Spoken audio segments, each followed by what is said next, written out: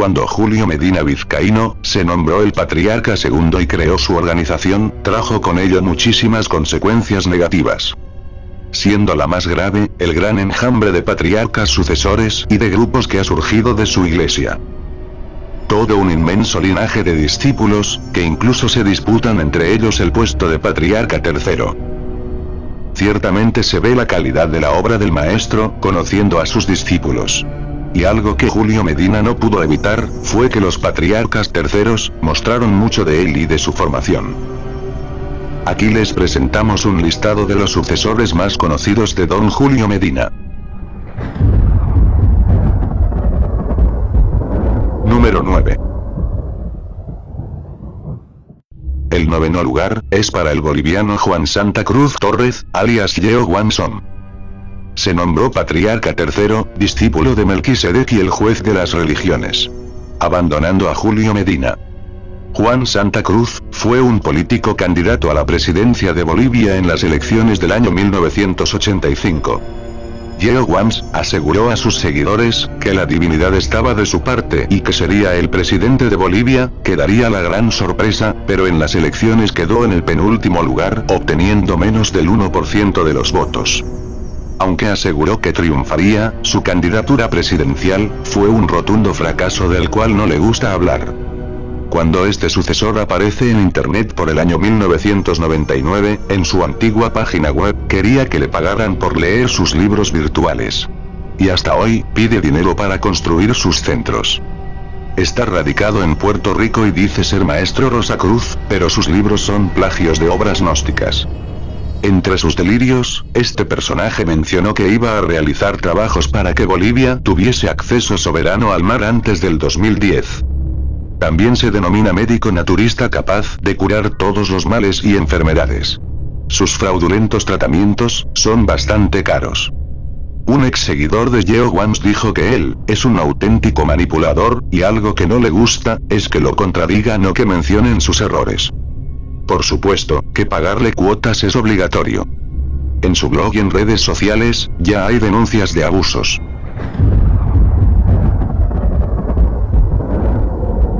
Número 8.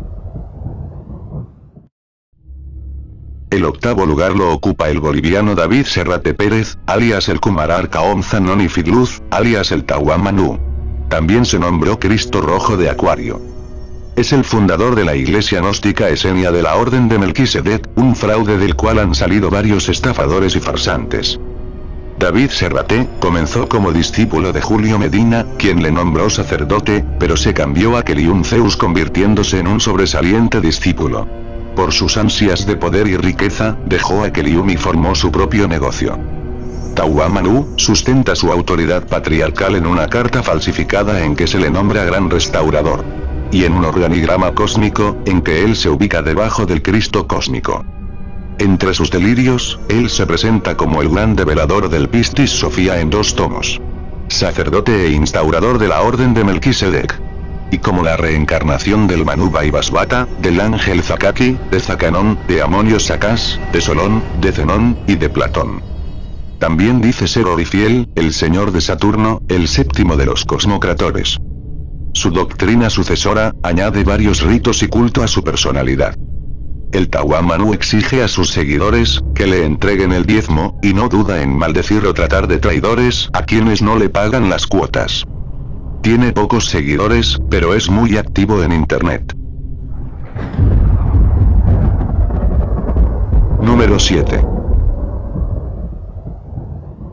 El séptimo lugar, lo ocupa Jorge Medina Barranco, quien recibió el nombramiento de su padre, Julio Medina. Un testamento escrito por su padre en 1992, avalaría su grado de patriarca sucesor. Aunque, varios discípulos de Julio Medina ya le han pisoteado el fraudulento puesto de patriarca tercero.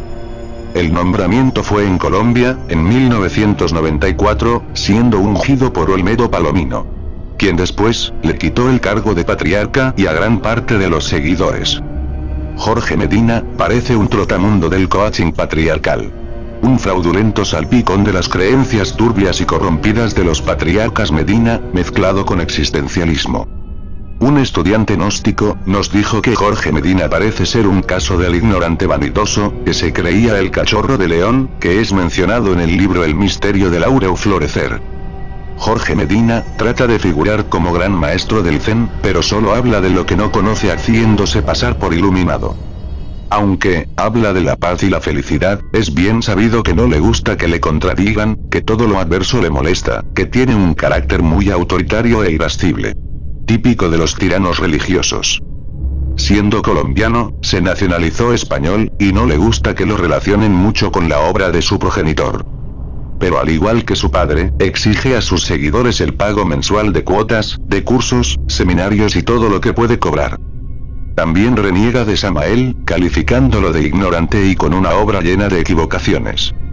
A diferencia de su padre, Jorge Medina salió mucho más astuto, pues se ha asegurado que sus fechorías y escándalos no salgan a la luz pública. Número 6. El sexto lugar, lo tiene el colombiano Olmedo Palomino Sánchez, alias Higi Chin. Olmedo Palomino como monseñor de la iglesia de Julio Medina, en 1994 participó en el ungimiento de Jorge Medina como patriarca sucesor, pero por el año 2000 le retiró ese grado, nombrándose él como patriarca tercero. Olmedo Palomino se nombró patriarca, por un sueño revelador que tuvo. Pisoteando el testamento que dejó Julio Medina y a su hijo. Higi Chin dice que el nombramiento de Jorge Medina se debió a que no había alguien preparado, y a deseos familiares. Olmedo Palomino es acusado de ser falsificador de documentos públicos, y estafador que se hace pasar por experto en psicología educativa y relaciones públicas, catedrático titulado en universidades, y otros delirios más. Fue buscado en Ecuador por estafador y falsificador. Quienes lo conocieron, lo describen como un hábil timador. Sin ningún título universitario, y que no duda en timar a quien pueda. Como patriarca sucesor tuvo un desvergonzado cambio de mujer. Por internet, afirma cosas como que los maestros le dictaban las canciones a Michael Jackson, para cambiar al mundo. Parece que es el único que reconoce a don Julio Medina, como su gran maestro. Olmedo Palomino está muy activo en internet, difunde en foros sus mensajes patriarcales.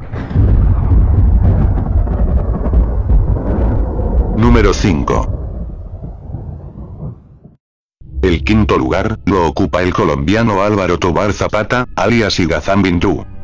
Álvaro Tobar dijo que recibió una iniciación en Egipto, que lo llevó a tomar como maestro a Julio Medina por 1978. Pero lo abandonó, porque no le aceptó sus creencias Hare Krishna. Al conocer sobre Igazán Bindú, cabe preguntarse si su mitomanía y perversidad ya llegaban a la demencia. Igazán Bindú se nombró el Cristo de la era, diciendo que Samael era solo su mensajerito, y que todos los maestros estarían bajo su perverso mandato en la Edad de Oro. Por internet, exigía dinero para acceder a su escuela virtual. Sus devotos dijeron que él terminó enriquecido. Por mencionar algo de su doctrina. Enseñaba los sacrificios de fuego, que consistían en una fogata en que los participantes lanzaban a las llamas granos de arroz, repitiendo, Hare Igazán, Hare Bindú. Según Igazán, así se eliminaban pecados y karmas de vidas pasadas. Igazán enseñaba las cadenas de muerte que duraban 3 horas, pero que ni a él le sirvieron. A sus seguidoras les decía que él, en una encarnación anterior, había tenido 1000 esposas, a las cuales les había construido un palacio a cada una, que ellas habían sido algunas de esas esposas, y que amar a Igazán Bindú nunca es un pecado. A sus seguidores, les dijo que en el futuro los maestros andarían como motociclistas pandilleros, en motos y llenos de tatuajes. Sus devotos le regalaron una moto Harley Davidson. Igazán no dudaba en usar la violencia en contra de sus seguidores, indicándoles que era la misericordia de Bindú. Dicen que Igazán quería que sus devotos le lavaran los pies con yogur, y que se bebieran ese yogur, pues creía que eso los purificaría y llegarían al éxtasis rápidamente. Álvaro Tobar, a diferencia de los otros sucesores, fue expulsado por sus propios seguidores, que se cansaron de sus perversidades. Él y su escuela hinduista desaparecieron hace años. Número 4. El cuarto lugar, lo ocupa quien para algunos fue el traidor más grande de Julio Medina. Nos referimos al colombiano Efraín Villegas Quintero, alias de Soto. Efraín Villegas fue el primero que intentó ocupar el puesto de patriarca tercero, mientras Julio Medina vivía. Esa rebelión llevó a varios otros a imitarlo, pisoteando la autoridad del patriarca segundo cuando vivía. En el Congreso de Bogotá realizado en 1981, Efraín Villegas y Julio Medina se pelearon a golpes por el cargo patriarcal. Don Julio quedó casi aturdido. Julio Medina suspendió de su iglesia a Efraín Villegas, por lo que formó su propio grupo llamado Fiadasek. Villegas, sin pelos en la lengua, decía que la doctrina de Samael no servía, y que él tenía las nuevas técnicas como la renunciación. Según De Soto, si alguien descubría un ego y decía, renuncio a este defecto, el ego se iba de la persona. De Soto decía que el ego no se puede eliminar o destruir, que solo se podía sacar de uno renunciando a él. Efraín Villegas tuvo prohibido el ingreso a México, pues en su equipaje se encontró droga. Parece que le falló la renunciación. También fue buscado por estafador en varios países. En Centroamérica, obtuvo donaciones de dinero para la salud de Samael, que terminó robándolas. También falsificaba la firma de Samael para pedir dinero que robaba. Efraín Villegas fue militar jubilado, pero usaba los falsos títulos de doctor, filósofo y antropólogo. De Soto estableció su negocio patriarcal, en República Dominicana, en el boliche Hércules Santuarium, de donde salieron varios farsantes. Por un tiempo, fue seguidor del pederasta Sadia Saibaba. De Soto en sus libros, muestra desprecio y rencor hacia Julio Medina, Arnold Agarro y Samael. Siendo que gracias a ellos, formó su negocio. De Soto dijo que la gnosis lo dejó lleno de dudas, por lo que se retiró de ella. Efraín Villegas fallece en República Dominicana, el 26 de octubre de 2005. Dicen que estaba muy enfermo, decrépito y que necesitaba usar pañales. Número 3. El tercer lugar, lo ocupa el colombiano Teófilo Bustos, alias Laxmi. Teófilo Bustos fue un discípulo muy cercano de Julio Medina, al grado que dirigió la construcción del monasterio Lumen de Lumine. Como Julio Medina no quiso nombrarlo maestro, en 1986 se cambió a De Soto, quien lo nombró maestro Laxmi, en República Dominicana en el Hércules Santuarium. Luego se apartó de Soto, formando sus propios grupos. A diferencia de los otros sucesores, su organización está presente en varios países. Teófilo Bustos presentó documentación falsificada, alguna muy burdamente, para sustentar su puesto de patriarca sucesor y de restaurador del gnosticismo. Su enseñanza incluye nuevos rituales y las 33 joyas del dragón amarillo. Uno de los pilares es la construcción de templos, en donde se calificaban las iniciaciones de misterios mayores. Teófilo Bustos dijo que era la reencarnación de Laxmi, de Moisés, de Judas Iscariote, del maestro gurú de la India, de Inslu de Egipto, de Antonio José de Sucre, de Sócrates y de Fray Bartolomé de las Casas. También dijo que el Himalaya de los Andes está en Venezuela, donde él había reencarnado hace miles de años adquiriendo poderes ancestrales de curación. Dijo que podía curar cualquier enfermedad o a un enfermo sin verlo. Pero no pudo curar a varios seguidores cercanos que enfermaron, es más, ni siquiera pudo curarse a sí mismo, pues terminó en silla de ruedas y muy enfermo. Teófilo manipulaba a sus seguidores diciéndoles que el ser no los ayudaría, si ellos no sustentaban la organización material y económicamente. Mientras más daban o pagaban, más podría hacer el real ser. Teófilo llamó a sus discípulos, los ungidos. Pero, Laxmi es un nombre femenino en sánscrito, es uno de los nombres de la Madre Divina en el hinduismo. Entonces, ¿podía un maestro verdadero tener el nombre de la Madre Divina? Sus seguidores dijeron que la diosa Laxmi tenía el cuerpo masculino de Teófilo Bustos. Él estuvo casado 3 veces, y varios de sus discípulos destacan por sus escándalos sexuales. Por el año 2004, en varios foros circuló la noticia, que un grupo de orientales hinduistas fueron a ver a don Teófilo para que les explicara cómo él era Laxmi. Y que él les habría reconocido que no era Laxmi, pero que no lo decía, para que la obra no se le viniera abajo. Teófilo Bustos, fallece el 23 de julio de 2005, tras una dura enfermedad. Número 2. Al llegar a este lugar, se puede ver que la gnosis desaparece casi por completo, siendo reemplazada por ocurrencias y creencias tan absurdas que da para pensar cómo hay gente que crea en esas cosas. El segundo lugar lo ocupa el venezolano Rafael Hernández Bracho, alias el segundo advenimiento de Samael. Tras alejarse de Julio Medina, Rafael Hernández Bracho, en 1992 decide formar su organización que hoy se conoce como Iglesia Gnóstica del Tercer Milenio. En esos años, él se junta con varios personajes de Colombia, Venezuela y Chile, que habían sido expulsados del Instituto Gnóstico, debido a sus perversiones y fechorías. Curiosamente, no se junta con los que conocieron en vida a Samael.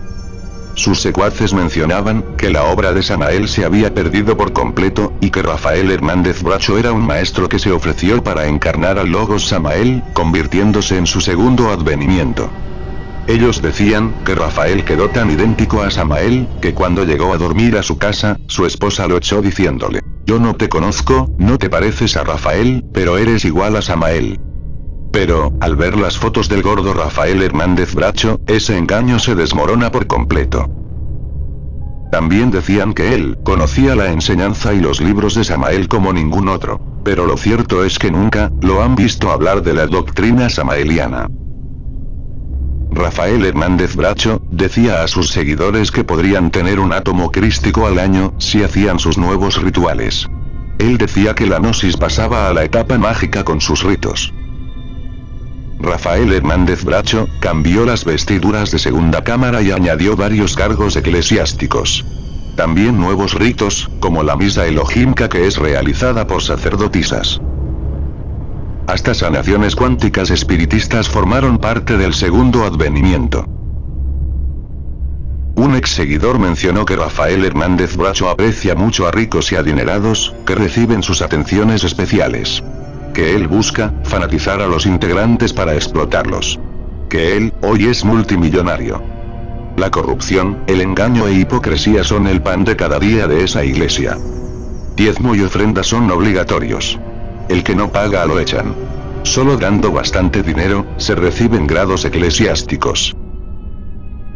Un integrante del Instituto Gnóstico, que los conoció, dijo que obligaban a cambiar de pareja. Que en sus misas, rompen las cadenas. Que obligan a los integrantes a hacer ritos demoníacos llamados las bajadas, en el que bajarían mentalmente a los infiernos a pactar con demonios y Leviatán la eliminación del ego. También que la magia negra es habitual. Por mencionar, el caso de un sacerdote chileno que en un rito le quemó la vagina a una alumna, siendo apresado, pero que al salir de la cárcel, siguió al mando de su santuario, con una nueva mujer o vaso hermético. Tienen por norma que adulterios y delitos de sus autoridades, deben ocultarse y ni siquiera se pueden comentar, quien lo hace es expulsado. El miembro, que pone en duda algún cobro económico, o una decisión de una autoridad, es expulsado. Este grupo es muy sectario, obligan a sus seguidores a no revelar nada por internet, ni siquiera la imagen de Rafael Hernández Bracho. La Iglesia Gnóstica del Tercer Milenio tiene varias sedes en Venezuela y Chile, en Perú, Bolivia, Ecuador y Uruguay tienen una o dos sedes respectivamente. Entre sus planes, está expandir su fraude en toda América y Europa. Número 1. Este lugar lo ocupa un personaje que fue muy cercano a Julio Medina, hasta que le pidió que lo nombrara Maestro Zeus, y lo dejara a cargo de parte de su iglesia. Como Julio Medina ni siquiera quiso darle ese nombramiento, lo abandonó formando sus propias instituciones. El primer lugar lo ocupa Luis Morales Sierra, alias Keliun Zeus, un espantoso personaje que es el ejemplo de lo horroroso a que llegó la corrompida formación de la iglesia de Julio Medina. En un principio, Keliun Zeus lucía una carta falsificada en que aparecía como el restaurador del gnosticismo. Tiempo después, para amparar su autoridad solo usaría su propia doctrina y el culto a su personalidad. En esos años, ya no se llamaba sucesor o patriarca, y pasó a creerse Dios. Keriun Zeus se presentaba como el creador y sustentador del universo, el forjador de la ley divina, el timón y salvador del mundo, la luz de luces. Y como la reencarnación de Jesucristo, de Jehová, del Dante, de Nostradamus y de Daniel, y varios más. Entre sus numerosos delirios de mitomanía, Keriun decía que él había formado todo el universo con sus lágrimas. Keriun creó varias organizaciones sectarias, la más conocida es el Patriarcado de la Santa Iglesia Tao Cristiana Universal. También creó un nuevo lenguaje, llamado Caste Sacro, porque encontraba al español un idioma negativo. Keriun Zeus se destaca por sobre todos los otros sucesores, por su extrema perversidad. Fue acusado de abusador de niñas y mujeres, estafador, embaucador, explotador, torturador, esclavista, secuestrador y homicida. Sí, seguidores de Keriun que iban a declarar en un juicio en su contra, fueron asesinados. También aparecieron asesinados varios proveedores a los que les debía dinero. La investigación de la Fiscalía colombiana apuntaba al círculo cercano de Keriun. Fue acusado de pederasta, que abusaba de niñas vírgenes. Keriun andaba con niñas de pelo largo menores de 15 años. Decía que ellas eran las ofrendas de su pueblo o al dios en la tierra. Pero también abusaba de las seguidoras que iban a casarse, ya que debían estar con él primero. Su perversidad no tenía límites. Se dice que en una Semana Santa, reunió a sus seguidores en el salón del monasterio Kanda, y apareció vestido con ropas demoníacas, diciendo: «Soy Satán el divino, putas». Obligaba a sus seguidores a que lo avalaran, y luego no pagaba. Sus misioneros debían comprarle los productos de su negocio, si no podían pagar debían quedarse a trabajar en uno de sus templos, hasta pagar deuda e intereses, de allí no podían salir. Por esto, fue denunciado por secuestro. Los seguidores debían entregarle el 33% de lo que ganaban, y además comprarle perdones, protecciones y bendiciones. Su negocio le dejó ganancias por miles de millones. No guardaba el dinero en bancos, sino en tambores metálicos escondidos en sus templos. Tuvo muchos bienes como propiedades, fincas, vehículos, joyas y ganado, en varias partes de Colombia y Ecuador. Llegó a tener más de 13.000 hectáreas en propiedades. Uno de sus negocios fue la miel extraterrestre. Una botellita se vendía en más de $100, con el engaño de que curaba todas las enfermedades. Esa miel, y sus fraudulentos remedios y productos, eran preparados por sus seguidores, que recibían a cambio solo la comida y un lugar para vivir. Los humillantes castigos que imponía, eran verdaderas torturas. Por ejemplo, a las mujeres que usaban zapatos de tacones, las hacía caminar descalzas por sus templos por días, recitando adoraciones a Keriun. Incluso los niños, recibían castigos similares. Todo lo mencionado, es poco, tomaría mucho tiempo hablar de todas sus fechorías. Los últimos días de vida, Keriun Zeus, su familia y seguidores cercanos, los pasaron huyendo de la justicia colombiana y de grupos armados. Y su final, no podía ser distinto a la vida que llevaron e hicieron llevar a otros. Por el año 2006, Keriun Zeus y su familia, estaban prófugos de la justicia, habían huido a Venezuela, pero volvieron a uno de sus templos llamado el Sacro Aquarius, en donde les esperaba su horrible fin. Un grupo armado, torturó salvajemente a Keriun y a su hijo, fueron baleados y pisoteados hasta que sus rostros quedaron deformados. Su violenta y despiadada muerte, fue la culminación de la maligna vida que eligió vivir. El primer lugar de este listado, Luis Morales Sierra, alias Keriun Zeus.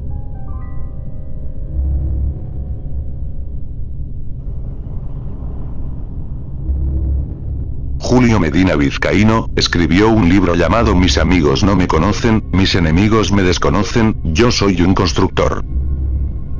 El título, muestra la arrogancia de don Julio Medina, que se las daba de grandioso e invencible. Después, él debió haber escrito otro libro, uno más cercano a la realidad que ayudó a formar, y un título apropiado hubiera sido: Mis amigos ya me conocen, pero yo no conozco a mis discípulos sucesores, yo soy un gran constructor de mitómanos. Por Julio Medina Vizcaíno.